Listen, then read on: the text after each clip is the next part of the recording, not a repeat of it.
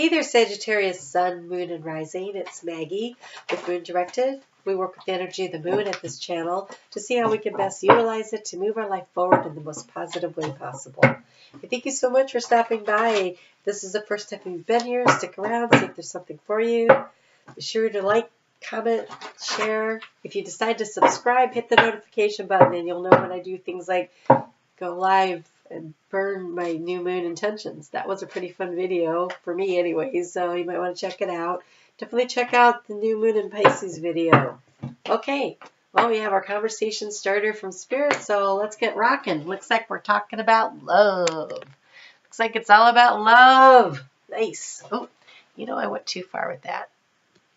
There we go. I'd like you to be able to see the whole picture. So, here we have the Lover's card. It could be love. This card is definitely about love. We've got the girl in the background picking one boy over the other. We've got the swans in the back, behind that even, doing that little love dance, they mate for life.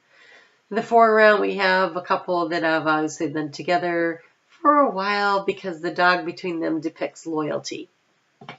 So, sometimes, though, the Lover's card is about making a choice that affects the loved ones in your life. So sometimes it's about love, and sometimes it's about making a choice. But for you, Sagittarius, we've got, excuse me, I have a cold, I'm really sorry. We have the moon starts out in your 6th house of day-to-day activities, health, routine, work-life balance, and then it moves into your house of, your 7th house of partnerships, into your 8th house of transformation, and then your 9th house of spiritual conversations, of research, of other people's money. So travel, lots of interesting things there. So it could be about a choice or a decision that you make, or it could be about love, because it seems to be touching on all the aspects of your life, moving from the inner life to the outer life is kind of where you are on the thing. And so we're going to get a little guidance here for this moon in Taurus on Sunday, which is all about self-love. And so while it's important that you show the people in your life that you care about them, you don't want to do it to the exclusion of taking care of yourself. Because it's in that 6th house of work-life balance, it's about nourishing yourself and nourishing the people in your life, making sure that you're not just busy chasing the Benjamins, right, going after the money all the time. Maybe you need to spend a little bit more time on yourself and on your partners. But maybe it's about you not giving so much of yourself away in a relationship that you don't save anything for yourself. But let's just see what we have here. We have Dragonfly luck. Allow the riches and the abundance to come in unexpected and wonderful ways. I don't know what that's about, but I want it. I want a little dragonfly luck. I don't know why there's a butterfly for dragonfly luck. That makes me laugh. But it's a nice happy yellow card, right? Okay. So then on Tuesday at 11:48 a.m.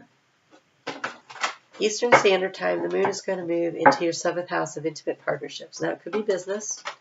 It's just 2 people in whatever this relationship is. So like if you're in business with one person, there would be that. Or it's your significant other. It's about communication because it's in Gemini. And it's about discerning where you want to go in the path. So here we have the moon phases for the path. Like climbing up the ladder and seeing where it is you want to go. Getting a higher perspective to assess the situation. Kind of like rising above a little to see where it is that you really want to go. And you have the lady, oh boy, of Lhasa. I'm so sorry because I know I butchered that. Lhasa to Sons. And these are the beautiful Kuan Yin Oracle cards from Alana Fairchild, and I am going to read what she writes a little bit because she has such fabulous way with things. And if you ever wanted to start with an Oracle deck, I would definitely be looking at some of hers. They are just all beautiful. They're so in depth. This says the number is 35, and 35 is the number of infinity. And it's reminiscent of moving out of the 7th house of partnerships into the 8th house, right? Which is the next one of transformation. And so it says,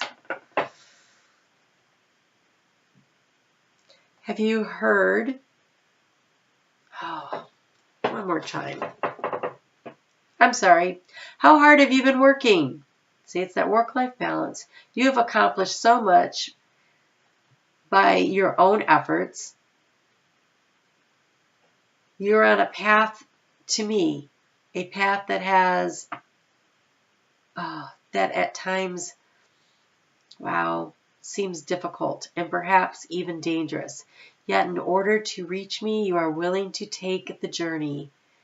You have shown your commitment, your refusal to have backed down, and even when much has been asked of you, I see the perils that lie before you, and I see that it is not necessary for you to endure them. So I come to you. No longer do you need to seek. I bring to you what you have been seeking. Oh my gosh, Sagittarius, you have been busting your tail. This is that luck, this dragonfly luck. It's because what you've been working so hard to obtain, and there's ahead of you, it seems like you may never get there. Now Spirit is saying, hey, no, wait, that's okay, because you have been working hard. I know you're committed to this. I know you really want this, and I'm going to bring this to you. That's beautiful. That's magical. That's in partnerships of some kind. You've been putting in the effort, and you know what luck really is, right? It's when hard work meets opportunity. Well, you've been doing the hard work, and so now the opportunity comes, and people will be like, oh, you are so lucky. So you've been doing the work, and you've earned this. And you've been working so hard and been so diligent and been so committed, and now the universe says, I can see you really want this, and that you're willing to jump the hurdles, you're willing to do the hard stuff, make the hard choices. And so now we're going to step in, and we're going to bring you the rest of the way. Just so nice. The moon's going to move into Cancer on Thursday, which is your 8th house of transformation. This happens in the morning. I'm sorry, it happens at 5:49 p.m. Eastern Standard Time, and this is in your 7th house partnerships. Nope, I'm lying. 8th house of transformation.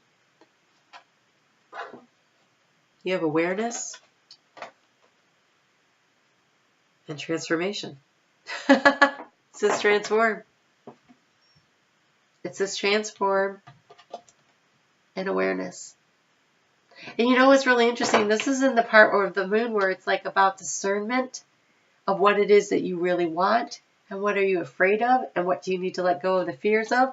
And I think that the awareness should be your life is about to transform. That this thing that you really wanted, that you've been working so hard on, that you've been so committed to, it's coming. And I think you should not be feared. There should not be fear involved with this for you. I think it's time for you to say, oh my gosh, it's really coming. And I think that that awareness and that gratitude to the universe for paying attention, for seeing what you've been doing. Nobody's actually self-made. There's always some kind of help coming. You might think that you did it all yourself, but sometimes the divine moves things around and orchestrates things for you. It looks like just luck, but it's not. It's the hand of fate. It's the hand of God. On Saturday at 8:57 p.m. Eastern Standard Time, the moon is going to move into your 9th house of higher learning, research, communication with spirit. And it looks like they're seeking here. And it says passion and pleasure, savor your life. And so that's the awareness, the transformation. This is about boundaries and willpower. And you've been pushing the boundaries. You've been pushing the limits. You've been using your willpower to get where you're going. And now you can start to see the rewards for all this work. This is really, really lovely energy. Really lovely energy. It's okay. Good job. I'm excited for you. I really am. All right, let's get one last little piece of guidance for you.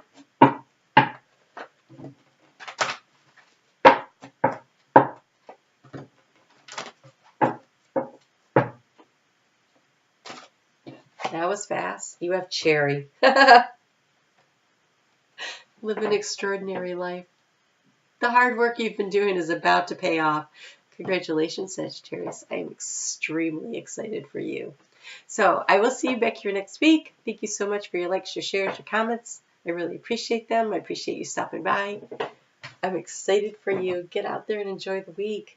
And pay attention to what seems to magically happen for you. That's so awesome. We'll talk soon.